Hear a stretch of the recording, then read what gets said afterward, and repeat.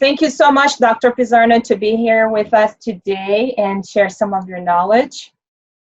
We are here, all of us, to help change the culture and the mindset around living a healthier life and bringing that zest back into your life.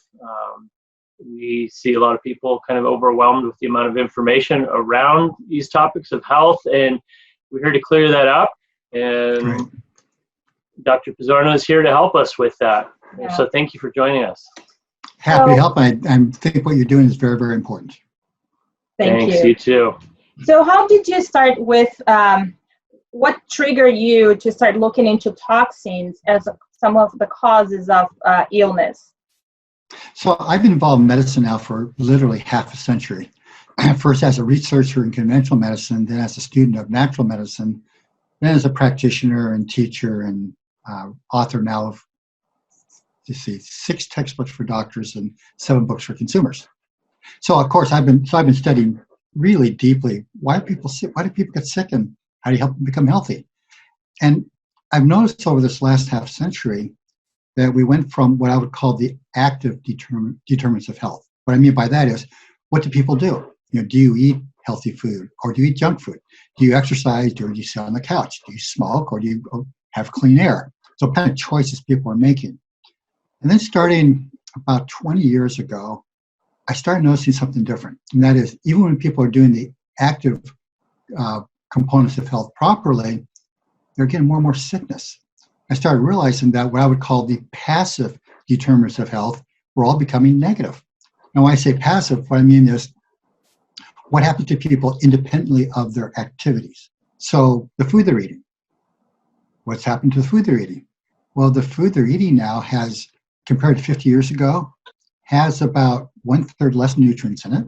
Okay, so we've lost a lot of trace minerals and such, so the foods aren't as nutritious. But more importantly, or equally important, they're contaminated. They're contaminated with all these industrial chemicals. They're contaminated intentionally with these agricultural chemicals, and they're contaminated accidentally with what's in the ground, in the water, and things like this. So it turns out there are a lot of things in the food that are not healthy for people. Then I started looking at water that people are drinking, and I was stunned to find that 10% of the reported public water supplies have arsenic levels at level high enough that are known to induce disease in humans. So 1 out of 10 public water supplies, but only half the public water supplies have reported their arsenic levels. I thought, well, that's interesting. So I started looking at arsenic, and wow, all this disease correlations with arsenic exposure and disease. And then I started looking at health and beauty aids. And healthy beauty aids have chemicals in them to make them work better as health and beauty aids, but the chemicals in them are disrupting human physiology. Now I started looking at research in cities, looking at the air. I found a stunning study, looked at how far did people live from a major highway. And it turns out that people who lived within 50 feet of a major highway, before you say 50 feet, well, go down a freeway in a major city, see all those high rises right next to them, they're 50 feet away. They had a 50% increased risk of a fatal heart attack. And then I look further, people 100 yards away, the football field distance away, have like a 15% increased risk of a heart attack because of the particulate matter in the air. So you see a diesel truck going down the road, all that blue-black smoke billowing out of the back of it. You look at the thing, that can't be good for you.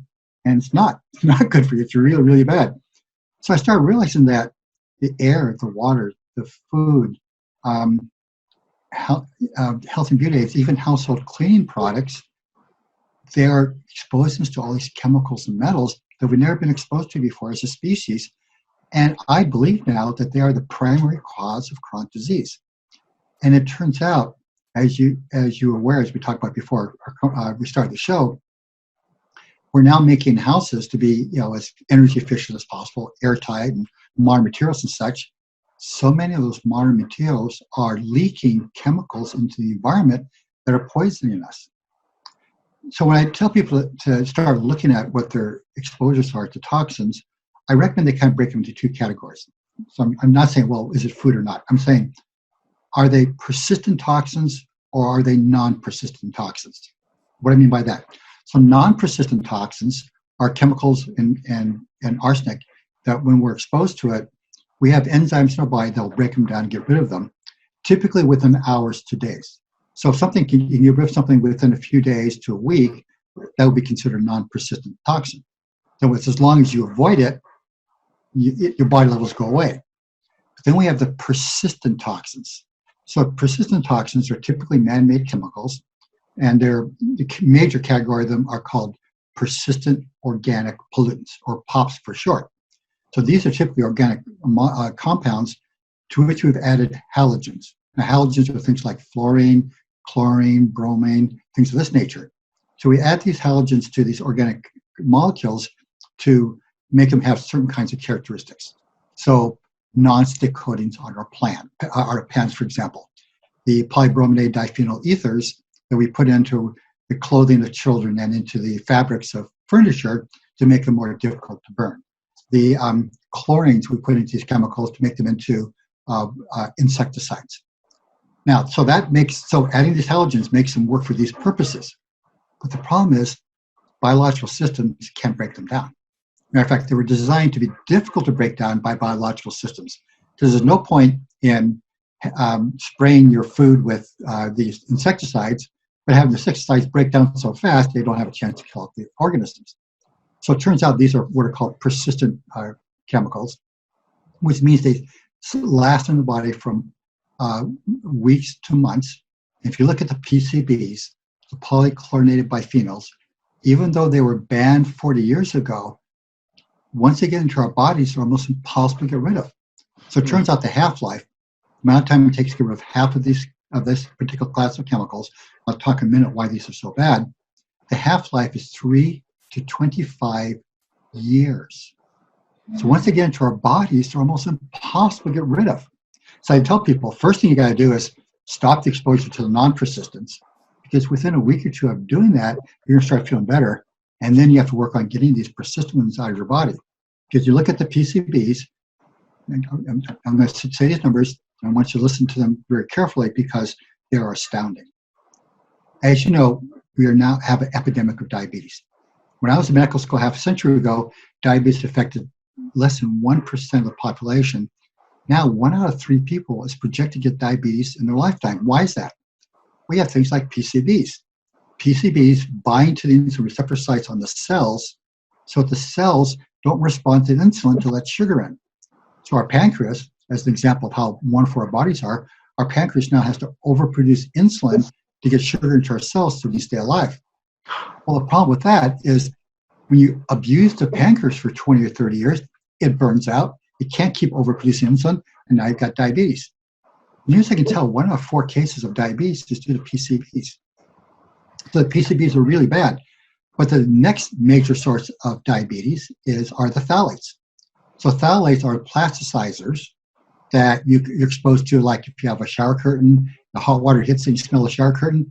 When you smell something, it's going into your body, okay? You put your lotions and potions on your skin to make you look beautiful. You always want to do that.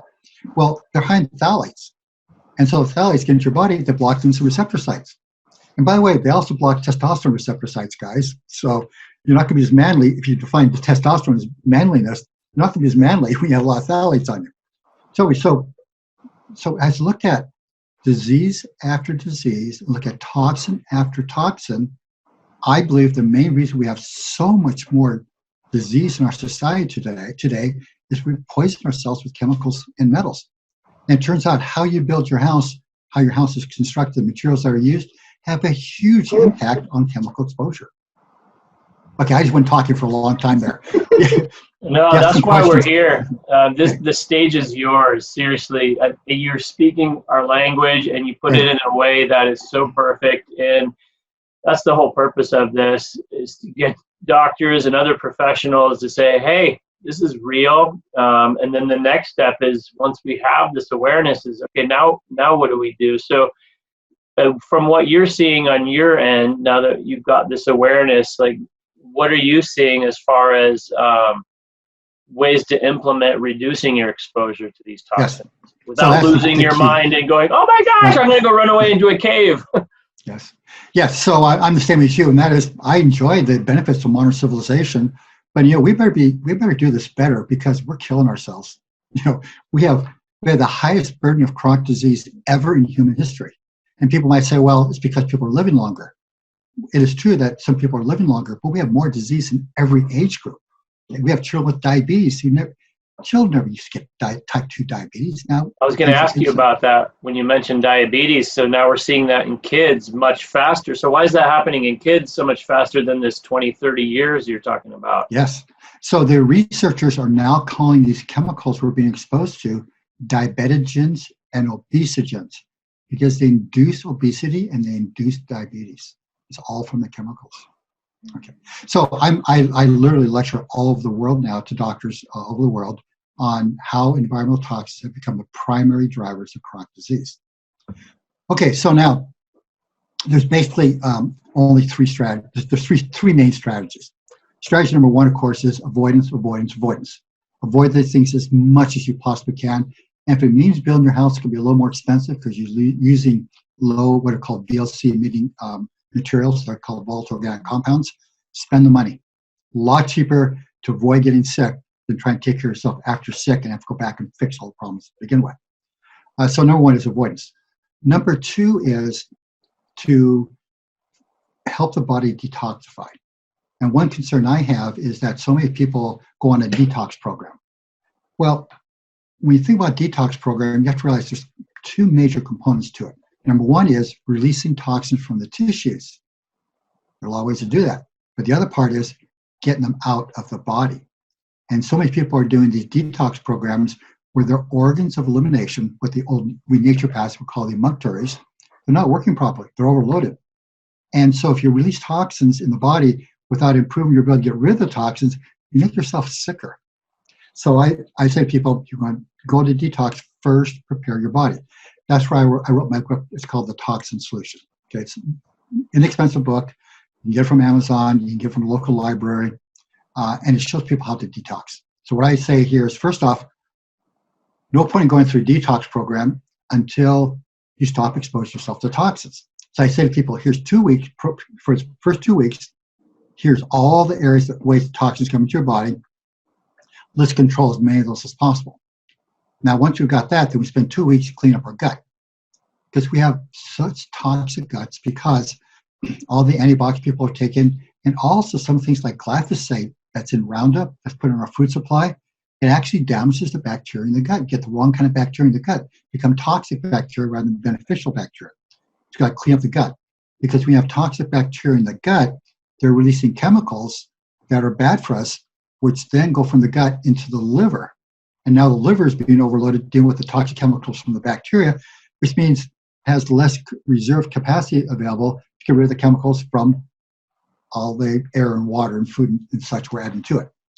Then so after we got the gut cleaned up, then we spend 2 weeks to clean up the liver.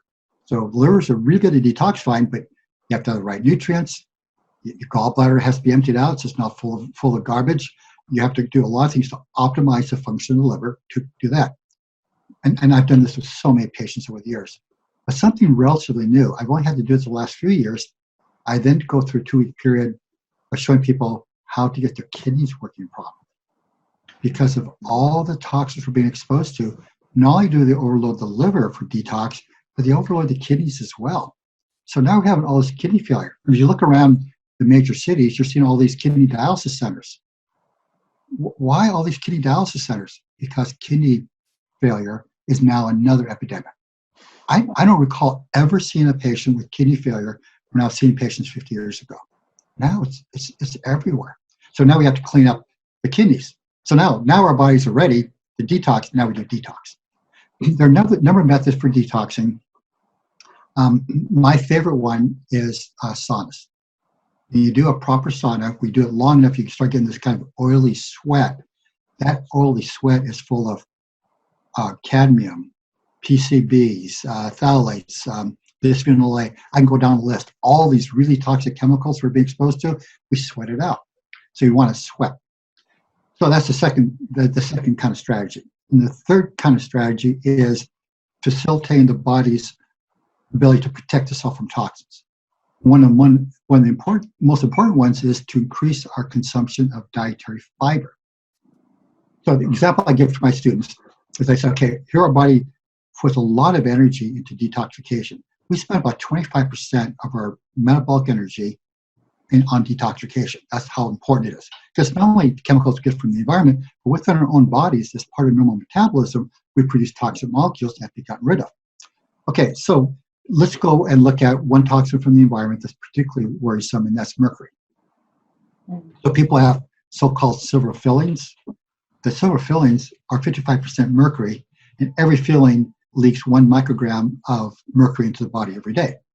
Now, our wonderful bodies, we actually excrete about 1% of the body load of mercury into the gut every day, and we absorb 99% of what we just excreted. So why would our smart bodies waste all this energy, get rid of the mercury, and then reabsorb it? Because as we evolved as a species, we consumed 100 to 150 grams of fiber a day. So a lot of fiber in the gut to bind to the toxin to get it out. Now I consume 15 to 20 grams of fiber a day. So we've sabotaged a key detox system. What we want to do is tell people to eat more fiber, adding at least 10 more grams of fiber a day. But my preference would be people would eat at least 50 grams of fiber a day. To get more fiber into your diets to then help the normal body processes. I could keep talking, but any questions? Interesting. No, this is great. Yeah, and what I would love to know is how does that relate to kids as well? Because their body mass is way less than ours. And also we have seen pets getting cancer now because they're so close to the floor. They're so, and the kids are also being affected by that. Do you believe that kids can also do that detox safely, or is they need a different process? So with children, I don't see any problems. But if somebody wants to get my book, just recognize you want to divide the dosages of their herbs and vitamins I would recommend according to body weight. So they're all designed for a 70 kilogram adult. Okay, so maybe around 150, mid 150 pounds. So if you have a child who weighs half that, well, then use half as much. And the things I recommend are pretty safe. But I want to say I'm really, really pleased you're thinking about the children, because the numbers in children are frightening. So, for example, if you look at a child born to a woman in the top 10% of body load of organophosphate pesticides. Now, organophosphate pesticides are very, very commonly used pesticides. And they work by poisoning the neurological systems of the insects. Now, they were developed during World War I for chemical warfare, okay? So why we think spraying chemical warfare agents on our food is a good idea, I have no idea. So you look at children born to women, and the top 10% of body load of environmental toxins, compare them to children born to women in the bottom 10% organophosphate pesticide levels, they have a 7-point drop in IQ. 3 studies have shown these children have a 7-point drop in IQ when the mothers have high levels of organophosphates in utero while those babies are being made. So here we have the baby's brains being made with all these neurotoxins. Why would we expect the baby's brain's not going to get damaged by that? It's damaged. That's only one of the toxins. So it turns out that you look at then children with higher levels of organophosphate pesticides, lower IQ, more ADHD, more behavioral problems, etc. It can go. Everybody knows about lead. Higher levels of lead, more lower IQ in children. Most people don't realize that there are thousands of communities in the U.S. right now with levels of lead in the water supply known to damage children. I can go on and on and on. As I look at this, the numbers are very, very concerning. So all this disease we're seeing in the children, all this disease we're seeing in adults, mainly due to environmental toxins. Well, that's great information. And when you see somebody that's showing all the symptoms, which I would love for you to describe the symptoms that people can start, feeling that they can recognize that they should actually look for a functional doctor that could help them.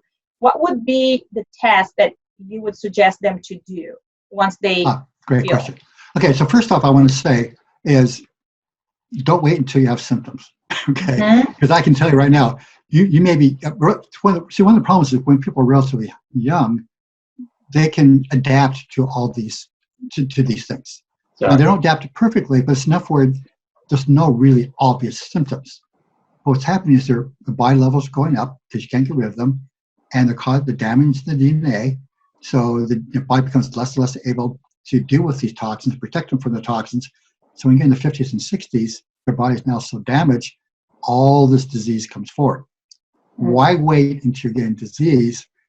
Get rid of them to begin with.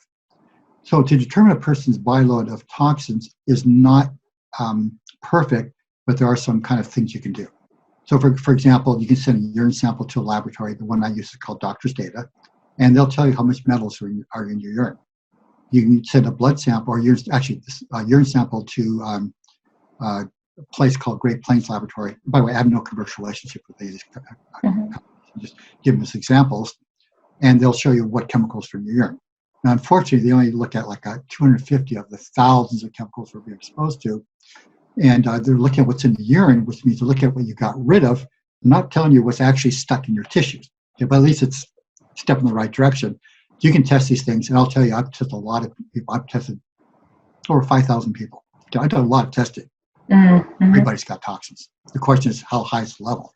And you want to, wherever you got a toxin, figure out where it's coming from, decrease exposure, because even if you're not showing a lot of symptoms right now, it's problematic.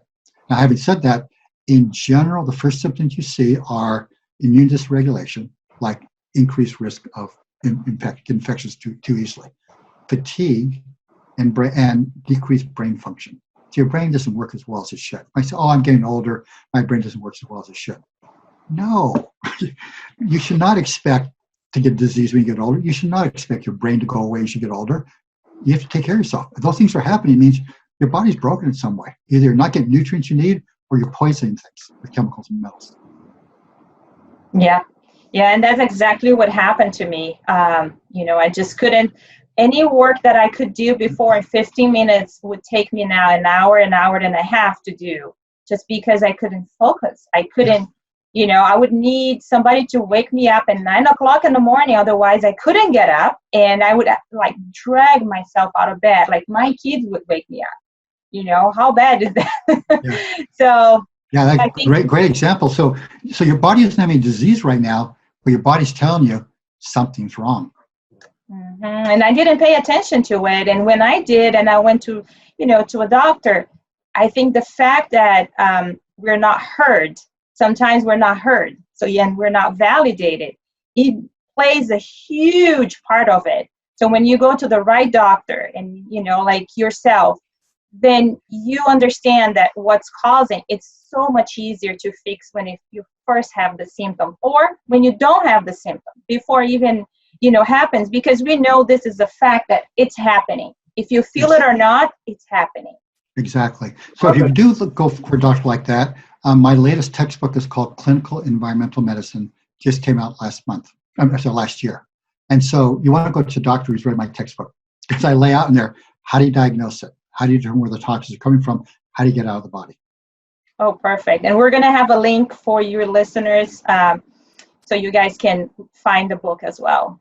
Good. And all the things you talked about, that's one of the things that's come up a lot is I'm almost thinking like you said, don't wait until it's too late, which most of us as humans do, and it's like fight or flight type of syndrome. But so you think potentially just like our normal Western medicine checkups, like maybe once a year, we should probably be doing some preventative checkups like this maybe. Great that you would say that. It turns out the last editorial I wrote for a journal I'm the editor-in-chief of called Integrated Medicine, a Clinician's Journal, I said it's time to change the standard of care to include screening for toxins. So we check, people come for annual checkup, they check your cholesterol levels. Okay, that's fine. It turns out your levels of lead are much more predictive of a heart attack than your levels of cholesterol. I just read, my latest lectures are now in Moscow. So I'm doing this 3 sets of lectures in Moscow. And so whenever I go to a new country, I always will look at the, first off, latest research, what I'm going to teach about, but also what are the toxins in that particular country. And in preparing for that lecture, I found 2 studies that were just stunning. One study looked at, this is a US study, looked at about 5,000 people and tried to determine what role does lead play in cardiovascular disease, particularly heart attacks. Because you're home remodelers, as you know, a lot of the older houses were painted with leaded paint. So you go through and sand off that leaded paint, you're going to be filling your body full of lead. So it turns out, according to them, 18% of all cause mortality is due to lead. Okay, so 18% of the reasons people die is due to lead. 1/3 of heart attack mortality is due to lead. Huge factor. No. So if this is such a big factor for disease, shouldn't we be screening people for lead levels? But the other one, which was really surprising, and lead is one of those persistent toxins. Once it gets into the body, it's hard to get out because it then deposits in the bones. And the other one was arsenic. And this group of researchers looked up about 3,000 people, determined that 1/4 to 1/3 of all the major cancers, breast cancer, lung cancer, prostate cancer, pancreatic cancer, are due to arsenic. You might say, arsenic? Isn't the only problem with arsenic is when your spouse is trying to kill you? And the answer is, well, that may happen occasionally. The reality is that there's so much arsenic in our water supply and in chicken and in rice. It turns out that about 35% of the U.S. population has arsenic levels known to induce disease in humans. So I'm saying, well, if arsenic is causing 1/4 to 1/3 of cancer and lead is causing 1/3 of heart attack deaths, everybody should be screened for lead and arsenic. Because if you have high levels, you gotta get it out. That's right. That's right. That's actually great information because what I feel like as we are informed about those levels and what we need to be checked for, my experience is when I asked the doctor to check for them, he denied, and he said, "Why would I do that?" So for me, it took me a long time to find out that there were doctors like you that were just aware. That's much better and easier for us to have this conversation with a doctor that's already aware of the problems and knows what to do with it than just denying the fact that that's not important. So we really appreciate all the information you have given us, and I think our listeners are going to have a lot that they can, just take from the interview and start applying to their life, and even just start conversations with their own doctors. Yes, and if the doctor's not willing to listen to them, find a better doctor. I mean, I'll just be blunt about it. Medical doctors are well trained to diagnose disease, well trained to use surgery, to use drugs, things of that nature. They haven't been trained in nutrition, have not been trained in toxins. Yeah. Quick question. What measures have you done in your own home to kind of limit your exposure to these known toxins that we're aware of now? Very, very good question. We've taken this quite seriously. So I'll kind of start from the outside, work our way in. Okay. So we have a forced air heating system. We run it 24/7 all the time, and we have in it a MERV 16 air filter. Now you want to get at least a MERV 8 filter, but I recommend if you can afford it to a MERV 16. So it's a Lennox unit. We had to replace our heating unit a couple of years ago because it burned out, and so we put this in. It cost us $1,500. So what that does is it clears out all the garbage from the air. This is a really efficient cleaner, and we had a couple of interesting experiences that helped us realize how important this is. So I live in Seattle, and the last couple of years, there are a lot of forest fires in British Columbia, just north of us. And it turns out the nicest weather in Seattle in the summertime is when the wind comes from the north and blows in all this clean, fresh air. So clear days, not hot, just beautiful. Well, because of the forest fires, it was bringing all this smoke in. So rather than being the most beautiful time of the year, we had all these air warnings in Seattle because of air quality. And what we found was quite interesting was that in our house, we could see it was bad, but we didn't think anything of it. Open the door, you could smell the smoke. Close the door, you couldn't smell the smoke. So, well, that's interesting. And then the next one was interesting, and that is, every year or two, we will clean the radiators out of our refrigerators because they'll build up dust. And typically every year we'll get about 1/8 of an inch to 1/4 inch of dust on it. So we want to make sure we clean it regularly, otherwise you burn out the refrigerator. So last time we did it, first time after we'd had our system in place for over a year, there was no dust, in the radiators for the refrigerator. I thought that was really interesting. So we clean up the air supply. Next one is water. So all the water coming to our house has a carbon block filter, including a metal precipitator. So a lot of people say, well, just put it on our faucet in the kitchen. Well, while that's worth doing, every time you're in the shower, you have all that hot air. that hot, moist air has in it the organic compounds from the water, and you're breathing them. There's no more efficient way to get those organic compounds into your body than by breathing them. And it turns out there's a lot of obnoxious bad chemicals in our water supply that you inhale in. So that's why I recommend the whole house filter, because that way, wherever you're being exposed to water, whether breathing or drinking it or in your food or cooking, you're not getting the toxins. Okay. Next thing we do is everybody comes in our house, takes off their shoes. Okay. Don't want to bring those toxins from the outside world, so we do that. Next thing we do, we've thrown out all plastic containers in our house. All containers are glass for storing our food. We've thrown out all our Teflon or nonstick coated, perfluorinated compound coating, throwing those all out of the house. We only buy organically grown foods, and where possible, we're actually growing more and more of our own food because then we're really sure it's good quality. Health and beauty aids. There's a number of apps you can get for your smartphone. You can take a little picture of the barcode, and it'll tell you what's in it. So we use something called Think Dirty, and we threw out all our health and beauty aids. Some of them were kind of expensive, and we've got all the ones that are low toxin. So what we've done is we've looked at every aspect of our lives to say what toxins are potentially coming to us from that particular pathway. How do you get rid of them? Again, we're laughing and smiling because I feel like we could just say exactly the same thing because we've done the same.